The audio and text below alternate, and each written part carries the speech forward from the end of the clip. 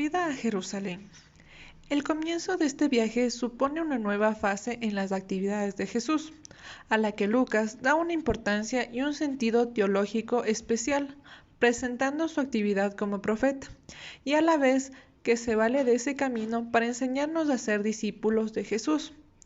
Los frecuentes conflictos de mentalidad con el pueblo y con las autoridades religiosas van revelando a Jesús a lo largo del camino como Mesías siervo, previsto por Isaías y asumido por él desde el comienzo de su actividad apostólica. Lucas insiste en cómo Jesús se esfuerza para hacer entender a sus discípulos la novedad de su persona y misión. En los años 30, en Palestina, estas dificultades de Jesús forman parte de sus discípulos. La mayor viene de afrontar y combatir la levadura de los fariseos y de Herodes, o sea, la contaminación con la ideología dominante promovida por la religión oficial y por el gobierno. Lucas describe su evangelio, la levadura, del imperio romano y de la religión pagana, contrario a los valores del evangelio. Según los evangelios, el desenlace final de Jesús lo desencadena su subida a la ciudad de Santa Jerusalén. Los evangelios sinópticos nos informan de una Pascua celebrada por Jesús en Jerusalén.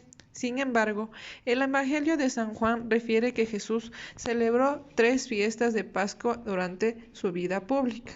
Jesús no solo encontró en Zacarías la imagen del Rey de la Paz, que llega sobre un burro, sino también la del pastor herido que con su muerte trae la salvación.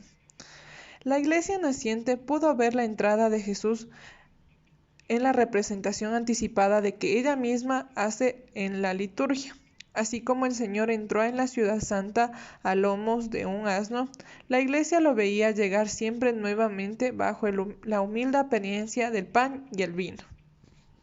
Para concluir, explicaremos el tema sobre la pasión, muerte y resurrección de Jesús. La pasión se enfoca sobre la última cena que tuvo Jesús y sus discípulos. Estos se sentaron en la mesa y les dijo: «Cuánto he querido celebrar esta cena de Pascua antes de mi muerte». Y ahí repartió el pan y el vino. Lo pasó y lo dio a sus apóstoles diciendo: «Esto es mi cuerpo, que será entregado por ustedes, y esta es mi sangre, que será derramada por ustedes, para el perdón de sus pecados. El que coma de mi pan y beba de mi sangre tendrá vida eterna». Jesús fue entregado a los judíos por uno de sus discípulos, Judas. Él no había cometido ningún crimen, pero Pilatos mandó azotar a Jesús y lo presentó al pueblo. Los jefes judíos convencieron al pueblo de que pidieran la libertad de Barrabás y la condenación a Jesús. Llevaron a Jesús al castillo del gobernador con toda la tropa a su alrededor. Le quitaron sus vestidos y le pusieron un manto de burlas. Después le colocaron en la cabeza una corona de espinas y en la mano una caña. Jesús llevó su cruz a cuesta por amor a nosotros. Pilato les entregó a Jesús para que fuera crucificado. Cuando Jesús cayó al suelo, María fue corriendo con la intención de ayudarlo. Esto le hizo entender que ella nunca lo abandonaría. Fue crucificado desde el mediodía hasta las 3 de la tarde. La tierra se cubrió de tinieblas. Cerca de las 3 Jesús gritó: Dios mío, ¿por qué me has abandonado?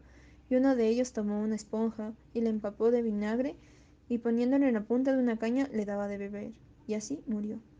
Él dio su vida por nosotros y fue bajado de la cruz, fue enterrado en una tumba prestada. En la resurrección vemos como el primer día de la semana fueron muy temprano al sepulcro, pero vieron que la piedra había sido echada al suelo. Al entrar al sepulcro vieron a un joven de vestidura blanca y que les dijo: «Yo estaré con ustedes hasta el fin del mundo». Jesús se pronunció 3 veces después de haber resucitado. A María Magdalena, María la madre de Jacobo y Salomé, a 2 seguidores de Jesús que iban de camino en el campo. Jesús se les apareció en otra forma y a los 11 discípulos mientras comía.